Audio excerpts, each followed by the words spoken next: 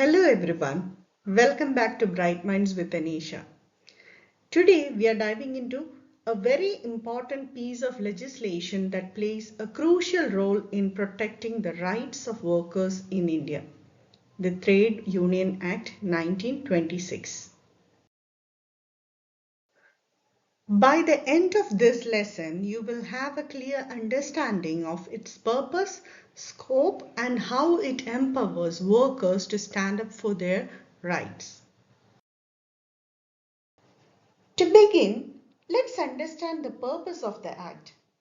The Trade Union Act was introduced to provide legal protection to trade unions in India.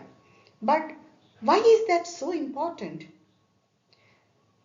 Before the Act, trade unions didn't have legal status.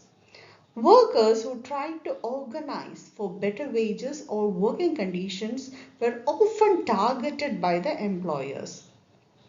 This act was brought in to change that and offer workers the ability to legally form unions and negotiate as a group. Scope of the Act. Now let's talk about who this Act applies to. The Trade Union Act covers the entire country of India and it applies to all types of trade unions. Here's a question for you. What do you think a trade union is? Is it only for a factory workers or does it include other professions as well?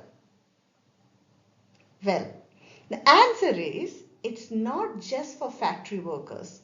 Under this act, a trade union can represent workers, employees, or even employers. Its main purpose is to regulate the relationship between workers and employers. Registration of trade unions. Now let's move on to the registration of trade unions, which is one of the key features of this act. Imagine you are a part of a group of workers who want to form a trade union. What steps would you take? The first step is to apply for registration with the Registrar of Trade Unions. Your application must be signed by at least 7 members of the union. The application should also include the name and objective of the union, its rules, and the address of the head office. You can simply make a checklist with the name of the trade union, objectives and rules, address of head office, and name of executive members. So once the registrar is satisfied that your application meets all the criteria, you will receive a registration certificate. This certificate gives you your union legal status, meaning you can operate as a recognized body.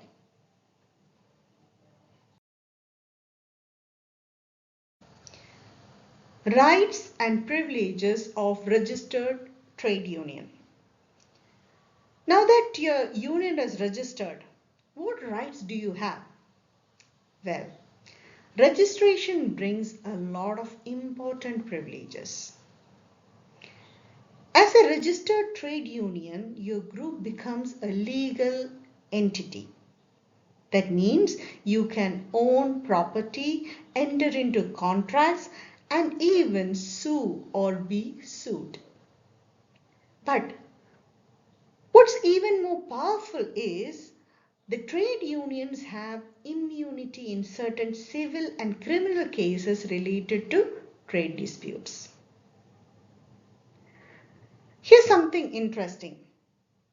Did you know that if a trade union calls for a strike, the members are protected from being sued by the employers? This immunity only applies if the union is acting within the bound of the law. Another major right is collective bargaining. Registered trade unions have the power to negotiate on behalf of their members. whether it's about wages, working conditions, or hours of work. This collective voice gives workers much more strength when negotiating with the employers.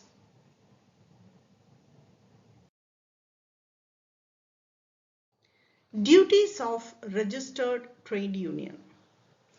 With rights come responsibilities. Let's talk about what duties trade unions have once they are registered.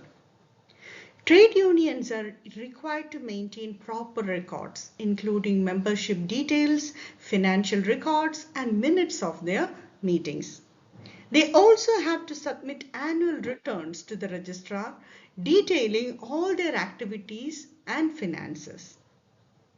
By keeping these records, trade unions ensure transparency and accountability, which is vital for their long-term effectiveness.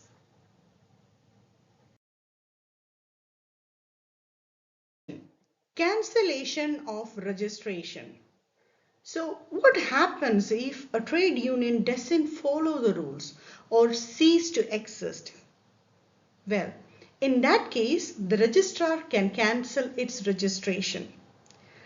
Some common reasons for cancellation include if the union violates the provision of the Act, or if it was registered by fraud or mistake, or of course, cancellation is usually a last resort. In conclusion, the Trade Union Act 1926 plays a vital role in empowering workers.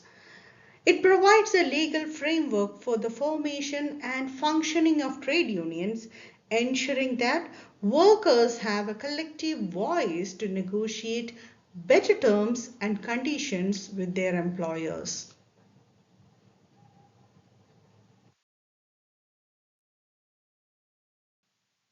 I hope now you have a better understanding of this important law.